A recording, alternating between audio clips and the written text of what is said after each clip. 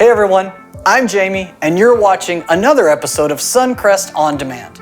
Now, before we go any further, I'm sure someone is watching your first Suncrest On Demand video. I'm super excited that you're here. Help me help you. Text the word Suncrest to 94,000. When you do that, we'll send a digital gift card directly to your phone for some coffee, simply for getting this far in this video. Now, here's the tip for everyone watching. Make sure you have the Suncrest app. When you use our app, you get insider access to things like past content, upcoming events, stuff to help you, your kids, and your students engage with their faith journey, and much more. Actually, if you're looking to take a next step in your own faith journey right now, our app is the best tool to use. You can find the Next Steps button right on the homepage. Take a look right now to sign up for baptism, join a group to find your people here at Suncrest, or join a serving team and make a difference. In our app and on our website, you can also partner with us financially. Your generosity makes a huge difference in Northwest Indiana and beyond through starting new churches. So, on behalf of all of us, thank you for using your finances to change lives. Now, here's how the rest of this video is gonna go. We're gonna experience some music. In fact, let us know a lyric you found meaningful in the live chat or comments. We're gonna experience communion. Each week, we focus on the sacrificial love of Jesus through a simple meal. So, now's the time to gather some food and drink to represent Jesus' body and blood. After the song is done, I'm gonna put a timer on the screen. Feel free to eat and drink when you're ready. After communion is done, we'll listen to this week's message. Once that's done, let us know something meaningful you heard in the live chat or comments. So let's get going.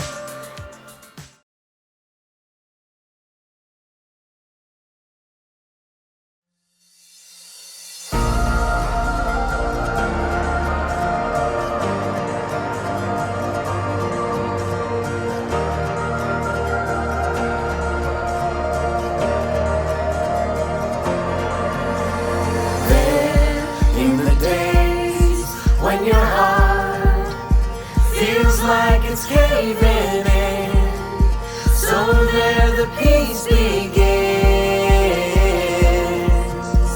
Sure as the dawn calls the sun, Jesus, we hear your love call out the light in us. Life like you meant it, I can't contain it. Hope in the here and now. What a wide horizon in the rush of heaven. Life like you made it, I wanna live it wilder than all my dreams. Such a great adventure. Welcome to the future.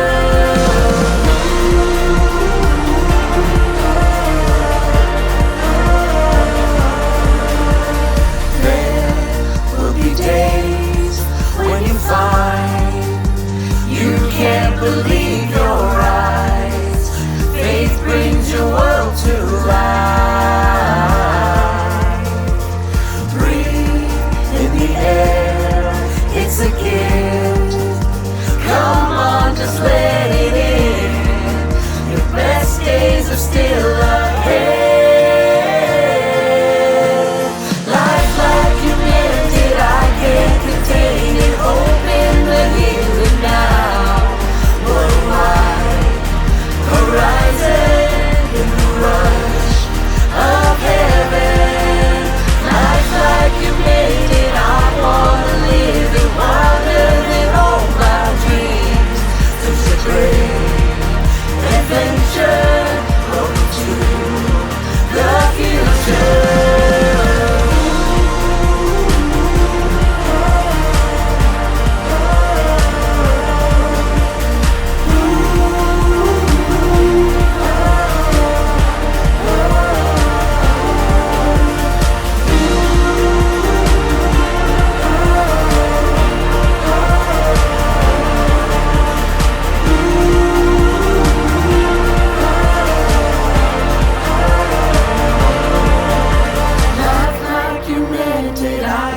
Contain it, hope in the here and now. What a wide horizon in the rush of heaven. Life like you made it, I wanna live it wilder than all my dreams. Such a great adventure. Welcome to the future. I know who holds. I know who holds.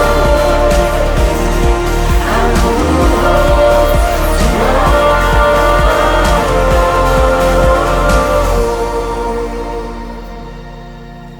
Wilder than all my dreams. Such a great adventure. Welcome to the future.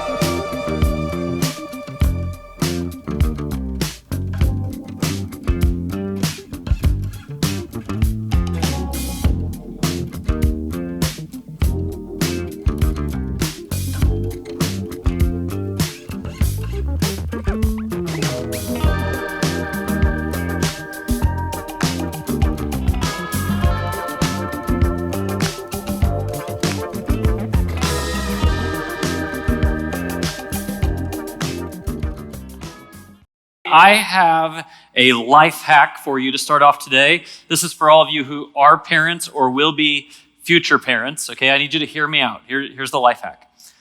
Curfew is a bad idea.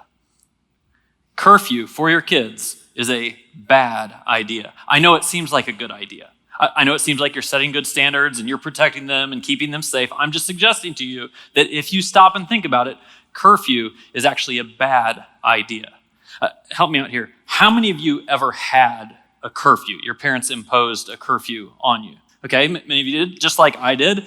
And I'm just kind of curious whether your experience was substantially different than mine. My parents gave me a curfew.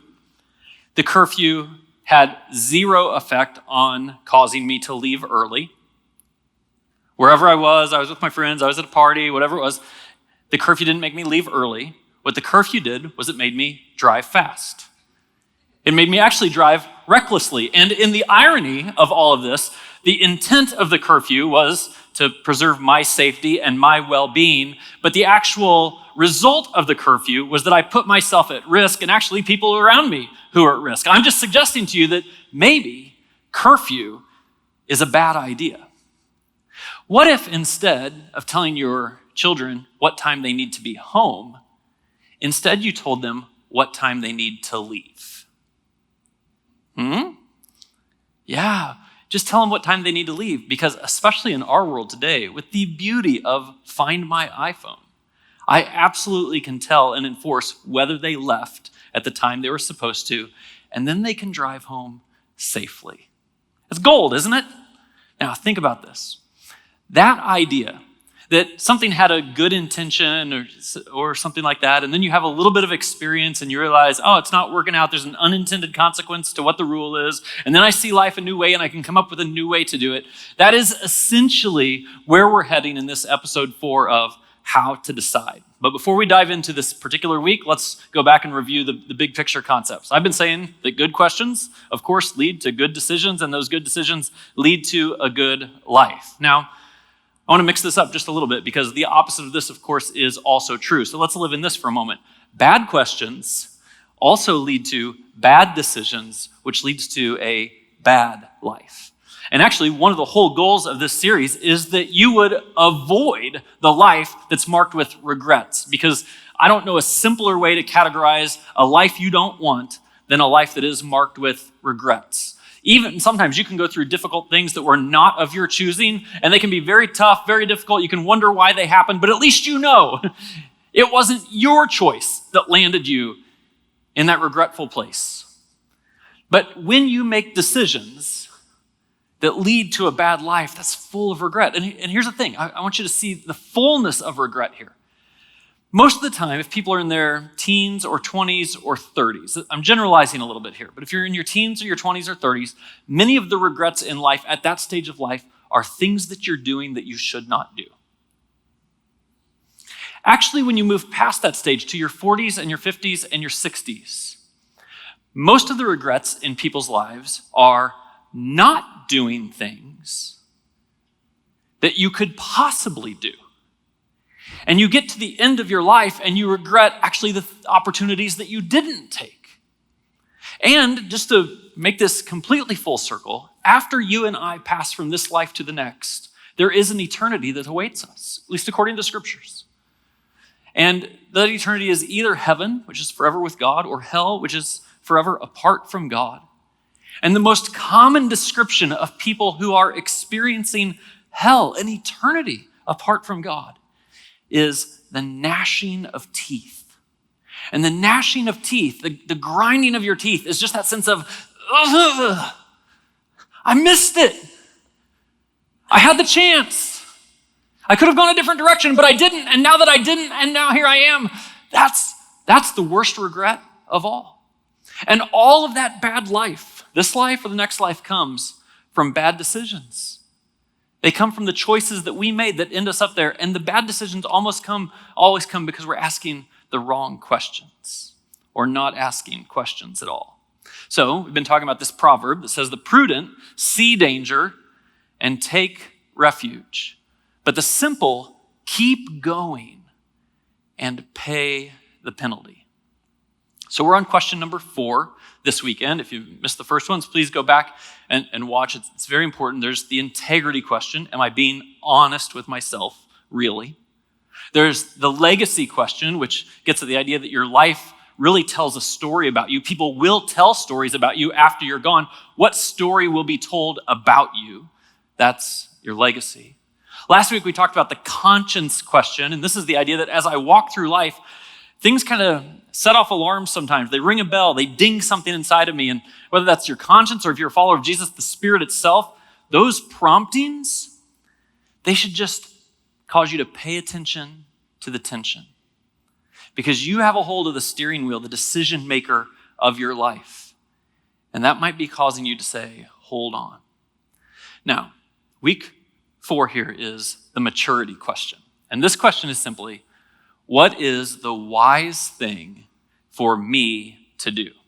Now, I want to talk about this. It doesn't seem like that earth-shattering of a question, but I think if you give it a little bit of time tonight, you'll be able to see how powerful this question actually is. The first part of the power is in the first part of the question. What is the wise thing? This is a fundamentally different question than what is the possible thing for me to do? What is the fun thing for me to do? What is the exciting thing for me to do? What is the legal thing for me to do? Even sometimes you might ask, what is the right thing for me to do? But even what is the right thing for me to do is not as substantial of a question as what is the wise thing to do? Sometimes in our world, maybe you've thought of it this way, we think about what do I have the right to do? And if you aim your life around the questions of what's possible, what's permissible, what can I get away with, how close can I get to the line, what's the fun thing to do, what's the exciting thing to do, what do I have the right to do, it will lead you one direction in life. And I'm fearful that it would lead to regret. But if you ask what is the wise thing to do, there's perspective with this wisdom.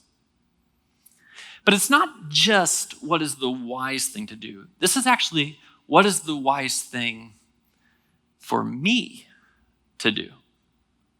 And it's an acknowledgement that the situation and circumstances of your life, the history of your life, and the dreams you have for your life are not the same necessarily as the person sitting next to you, or certainly the person sitting across the room. And you should start to ask this wisdom question to say, in light of my past experience, in light of the things I struggle with, in light of past decisions that I made, what's the wise thing to do?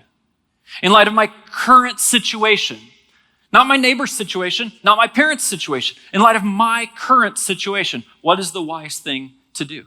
And in light of my future hopes and dreams, in light of where I want my life to go, where I want to end up, what is the wise thing to do? And just a little life hack on this, if you're sitting there and thinking, Greg, I don't even have the wisdom. I don't have the wisdom to say, what is the wise thing to do? One of the ways I routinely ask this when I feel like I'm not smart enough to figure it out is I shift it a little bit and I say, what would a wise person do in this situation? What would a wise leader do in this situation? And let me picture someone who's wiser than I am to guide this life. Now, I'm going to work through a couple of scriptures here. These scriptures are going to be very practical. They might be more practical than you wish they were by the time that we're done with them.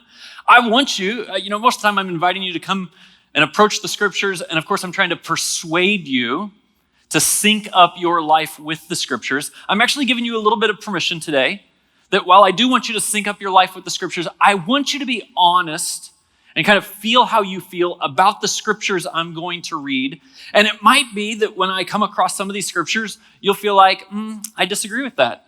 I'm going to disregard that. You might feel all kinds of different ways. And that's part of the experience that I want us to have together today. So let's start in a letter that the Apostle Paul wrote to the Ephesians. He says, be very careful then how you live. Now, this is incredibly important for the wisdom conversation. Careful might mean cautious, but careful and cautious are not the same word. Careful means thoughtful. It means I stopped and thought about it. I thought about where it could go wrong, and maybe I'm cautious about that. I've thought about where it could go right. I've thought about the opportunities that are in front of me, and I've just stopped long enough to give careful thought to how we live. Not as unwise, but as wise. Now, if you've been around Suncrest, you've heard me give this definition dozens of times. When the Bible talks about wisdom, it's suggesting that people who are wise understand how yesterday is connected to today and today is connected to tomorrow. Or maybe it's easier to say how last year's decisions have put me in the place I am in this year. And this year's decisions will put me in a place where I will be next year. People who are fools or unwise do not see the connection between the decisions I previously made and where I am and the decisions I'm making today and where tomorrow's go. And all of you know fools. Some of us are fools. People who are wise see how the world fits together. Maybe another image is like this. Maybe you've heard this in business before. Say, hey, you got to get off the dance floor and up into the balcony. You got to get off the dance floor and up into the balcony. On the dance floor, we're just all kind of living life. We're doing what we're doing. You get up in the balcony and you can see things on the dance floor. It's kind of a beautiful thing. Maybe another image would be, hey, we're playing chess, not checkers. This is the chance to look ahead 2 or 3 moves. That's what wise people do. They see how this is going to play out. They aren't just going for an immediate feeling or a gratification. They're looking 2 or 3 moves ahead. Sometimes, when I sit with people and I just talk to them about their life, sometimes my whole approach to guiding someone is just to ask them questions like this. So if you do that, where do you think that leads you? And I let them answer the question. And after they answer that question, I say, okay, and then if you're there and you do that, what would you do next? And where would that lead you? And it's amazing how often that is an insightful conversation for someone because they've never stopped and thought 2 or 3 steps ahead. And maybe, this is so important, maybe it's just not up on the dance floor or playing chess or a pastor to say, look 3 steps ahead. Maybe the greatest wisdom comes from the perspective of God himself, who is over it all and created you and designed you and wired you together and knows every experience you've had and every thought that you have and every predisposition that you have. And if you could get yourself up and see the world from the way that God sees it, you could make decisions that lead you to wise places. Now, after it says not as unwise, but as wise, it says making the most of every opportunity. Remember, when I say what is the wise thing to do, I'm not necessarily saying what is the cautious thing to do. But there's this warning right after that that says, but the days are evil. And maybe what you need to hear today is based on your personality as much as anything. If you're a person who by personality is extraordinarily cautious, who only takes baby steps, who only does the safe things all the time, and I don't think God wants you to get to the end of your life and have just lived this stale, inconsequential life, then the wise thing to do would be to look for those opportunities. But if in your personality, you're the risk taker, you're the aggressive one, you're the you go for it, then maybe the wise impulse for you is to step back and be cautious. He goes on, he says, therefore, do not be foolish, but understand what the Lord's will is. He says, foolish down here, one step at a time, I'm just looking at the next move. If you could step back and see what God's will is, if you could play this out with his perspective, there's wisdom in that. And then he gets very practical. And I'm going to give you actually 4 quick examples here that are all over the scriptures, one here and then one other passage that has 3 back to back to back. And here's what it says. Do not get drunk on wine, which leads to debauchery. Instead, be filled with the Spirit. So let's just talk about alcohol for a moment, right? When people ask me about drinking, is drinking okay?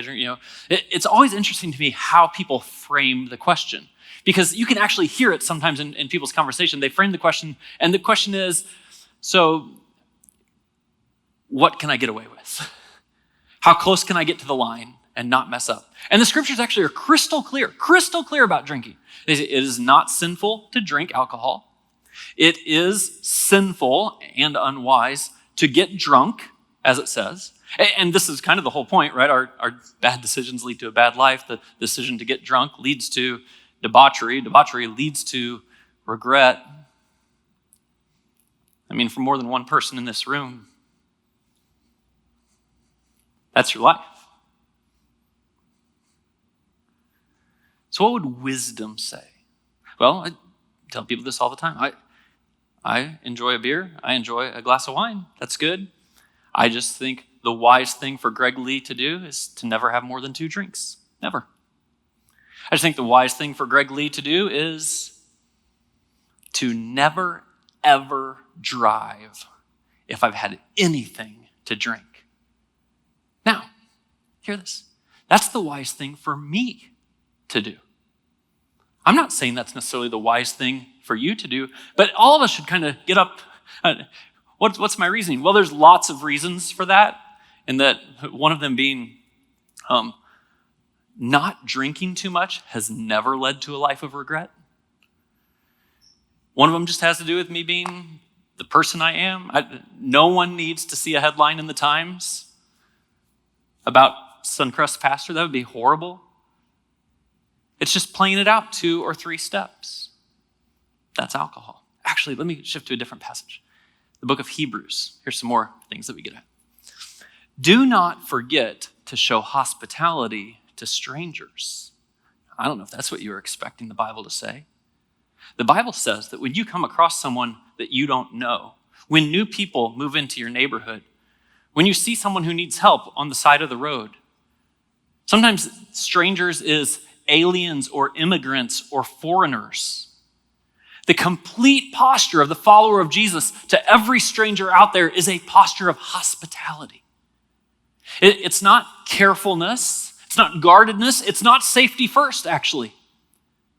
In fact, I think what Jesus is helping us understand here is that sometimes your safety first mentality keeps you from changing the world. You've built a fence around your life. You've decided safety, protection, everything else. That's the most important thing. And because you've decided that, it means nobody feels your love. People who need it most, people who could be the most lonely, people who are new to town, they're just left on their own.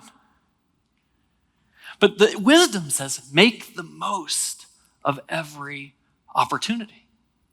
So, make sure you're the person who's showing hospitality to strangers.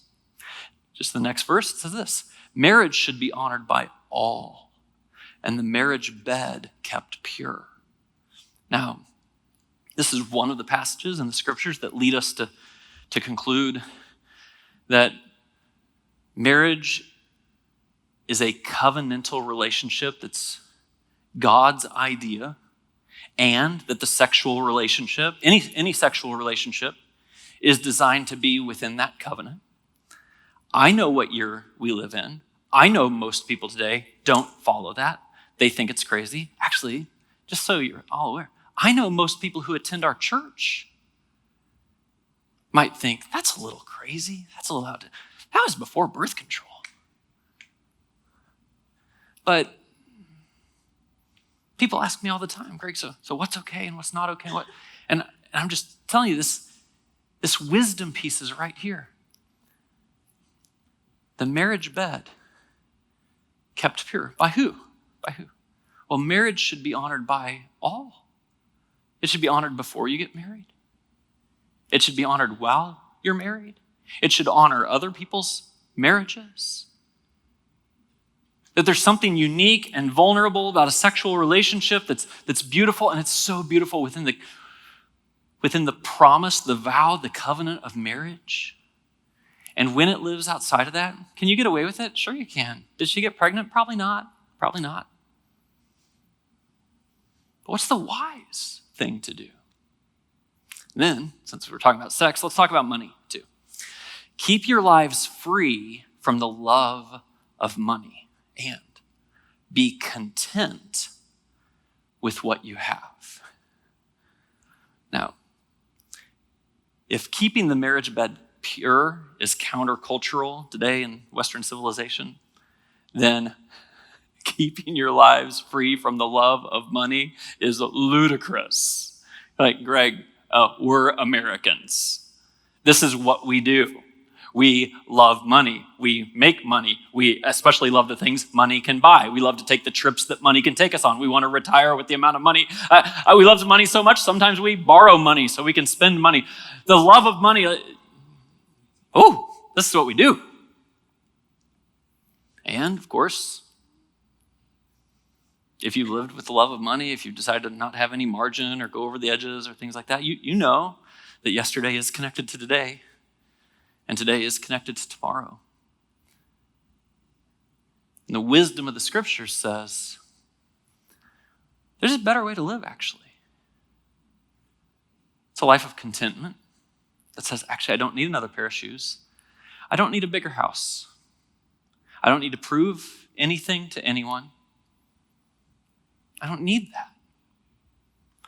Actually, I've learned that will not bring peace, will not bring contentment, will not bring joy. And then it's almost like God wants us to see the world from his perspective, to step up into the wisdom of God.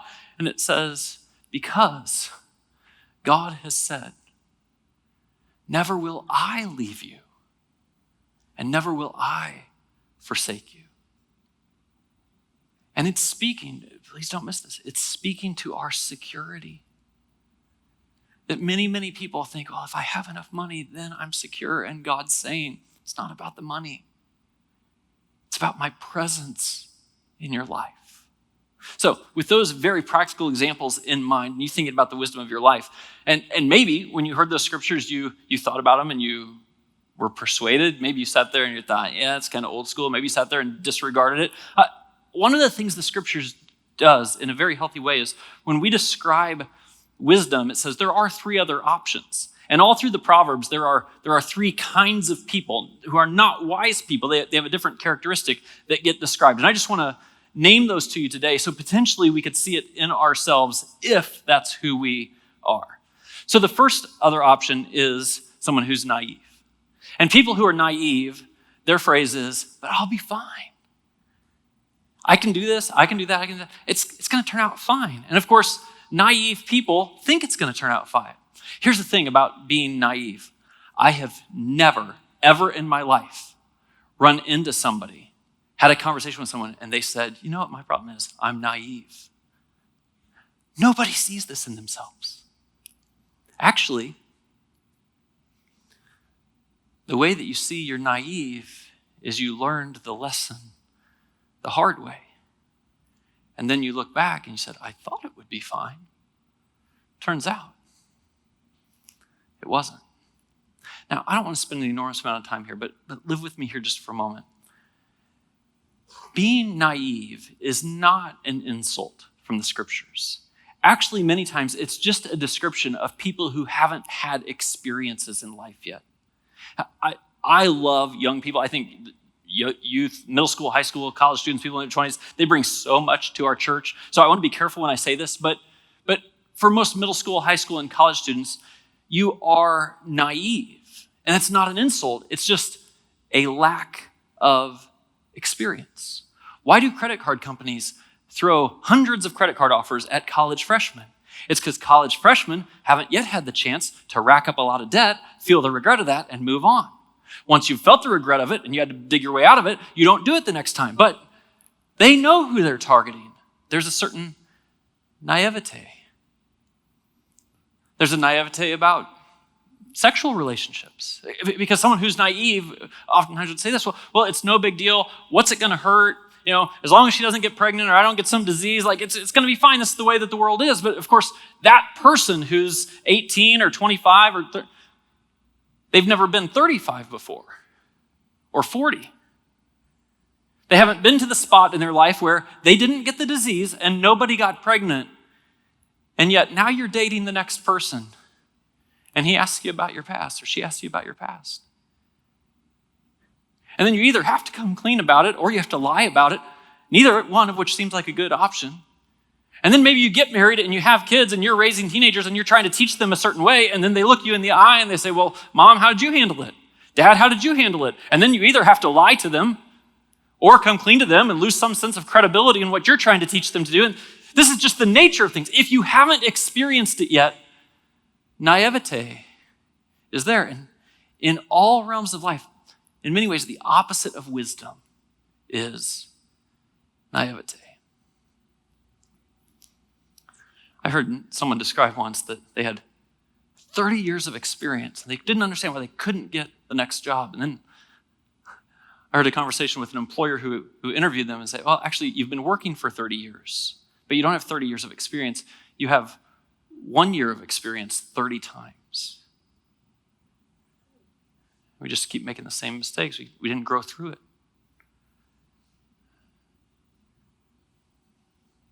Don't be naive. Maybe more common, I run into people who are fools. And fools, when it comes to this sort of wisdom, they just say, I don't care. And you have to know people like this. These are people who say, I read the warning label and I'm doing it anyway. These are people who, when I say to them, like, hey, look, I see how much time you're spending away from your family. I think that could cost you there while you're making money. And they're like, yeah, I want to make money. I don't care.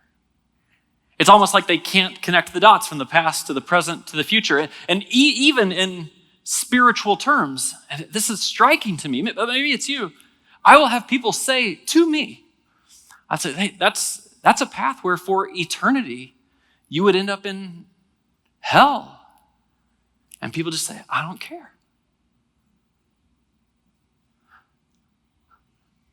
I'd rather laugh with sinners than cry with the saints. I don't care.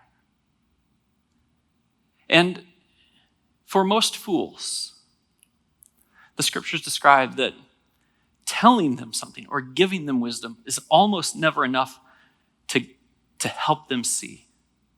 The only thing that changes a fool is that they endure the consequences of some foolish action. And if you're a fool and you just heard me say that, you might be like, Greg, you're probably right. You're probably right. I don't care. And maybe you just think that this is yourself and you'll deal with the consequences. But the most haunting proverb to me about this, and you know it's true, is this. It says, walk with the wise and become wise. For a companion of fools suffers harm. And the whole idea here is, if you think you're a fool and you're the only one it affects, you're wrong. When you make foolish decisions, it affects your mom.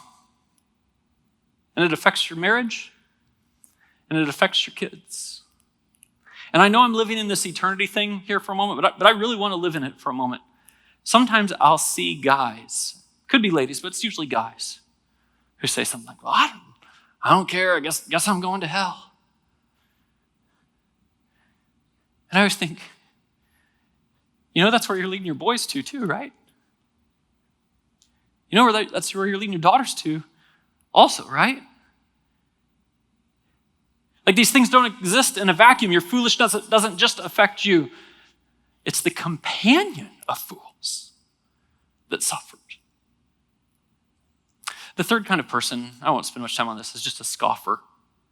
In the more modern translations of the Bible, they call it a mocker. And this is just the person who says, I disagree. This is the person who looks at me after I teach a message like this and be like, yeah, exactly what I expected. That's what the pastor's supposed to say. Don't have sex before you're married. Be careful about what you drink. Like, it's all rules all the time. You don't know it. You don't even know how to live. And they come at it with an argument, with a disagreement, that they mock or scoff the wisdom of God. And I just want to ask you today, particularly as it relates to the most significant areas of your life right now, are you a person of wisdom? Are you naive? Are you a fool? Or are you a scoffer? I'm always inspired by some people's stories in our church when I see them facing a significant decision in life and I see them navigate it with wisdom. I want you to watch Fred's story real quick.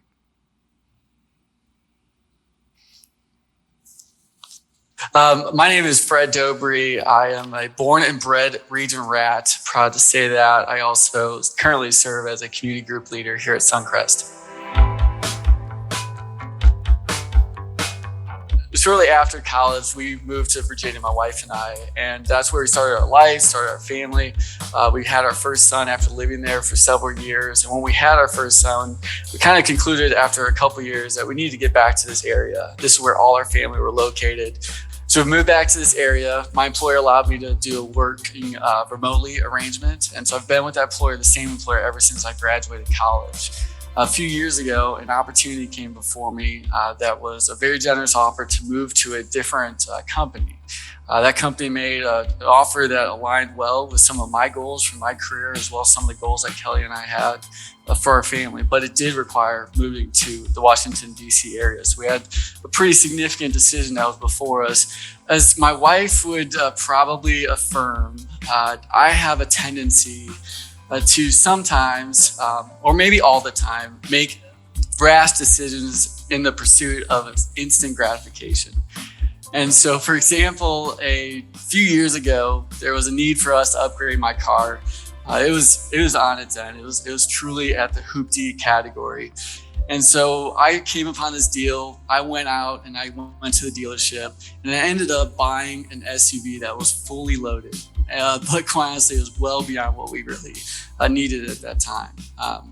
But I gotta say, it's the coolest car I've ever owned. So of course, the lesson being learned here is that car ended up being a lemon. When thinking through the idea of moving to DC, that really gave us pause. And so rather than doing the instant gratification, yes, we should accept it, we gave pause, we discussed it, we reflected and prayed on it, and we discussed it some more. And then we said, ultimately, we moved back here to be near family. We want our children growing up near their grandparents, near their aunts, near their uncle, and near their cousins. The achievement of a personal or family goal would never replace a day spent on the water with my dad musky fishing. And so we said no, it just wasn't the right fit. We wouldn't move, and this wasn't the offer that was really in our best interest at the time. So I want to reflect back on the whole process. I'm thankful that we were patient, that I didn't go the route of buying the lemon SUV. And paused and reflected and prayed and reflected and prayed and paused and discussed some more because I truly felt that God led us to the right decision. I just respect that. Someone who can pause, and step back and reflect and pray and try to get up above it and see things from God's perspective, not just go with the flow. So I want to ask you to stand in front of a mirror again this week with this question with 3 added layers to it. Here's the idea. What is the wise thing for me to do in light of my past experience? You've all heard the phrase, those who don't study history are doomed to repeat it. You might want to think about that on a national or international level, but we should just think about it in terms of our life. We should pay attention to what our propensities are. Not everyone has the same predispositions to the same kind of temptations. And it would be healthy for all of us when we're stepping into our next decision to say, but in my past, what was I tempted to do? So what's the wise thing for me to do in light of my past experience? Second, what's the wise thing for me to do in light of my current circumstances? One of the things that Fred said in that video that struck me so much is he said, and there was a deal and I went for it. And almost always some form of the deal is what catches us and causes us to do an unwise thing. We think the opportunity is only there for a moment. We think it's such a good opportunity that we couldn't pass it up. And it's almost like our good judgment doesn't even look at the current circumstances that we have. I run into people who are recently divorced or recently widowed. And a guy or a lady comes along and everything inside of them wants to jump back to that back into a relationship. And I would say, in light of your current circumstances, wouldn't it be wise to step back, to take 6 months, to take a year, to take 18 months, and instead of jumping, step back? You've heard me maybe say before that whenever I find out, my wife or I find out someone's considering being foster parents, we just have them over for dinner at our house and we listen to their story and we pay attention to their circumstances. And then, this is a spoiler alert if you ever get in this situation, but at the end of dinner, usually I'll tell you whether I think you should foster or not. And sometimes the answer is yes, given your current circumstances. And sometimes the answer is no, given your current circumstance. What is the wise thing for you to do in light of your current circumstances? And what is the wise thing for you to do in light of your future hopes and dreams? How is it that you want life to be 10 years from now and 30 years from now? How is it that you want life to be after you die? And you make decisions today that are in alignment with those future hopes and dreams, and make sure you don't make any decisions that undercut those future hopes and dreams. I had so many conversations this week about that little story I told last week about my brother 6 months after my dad died and getting his health in shape and how that got his attention and he paid attention to it, and it apparently got a lot of your attention too. And I think this is the framework. You look at where you want to be as a parent, as a grandparent, where you want to be in retirement. Please, please, please, if you're a follower of Jesus, where you want to be in terms of you making a difference in the world. And think in light of the idea that I want my life to make a difference, that I want to be used by God to change lives, What decisions do I need to be careful about making right now? And so my prayer is for wisdom. And actually the beauty of who God is that one of his overarching promises about all prayers is that if you ask God for wisdom, he will give it to you every time. Before you turn off this video, hit the like, subscribe, and share buttons. We'll see you next week, same time, same channel. And until then, go and be the church.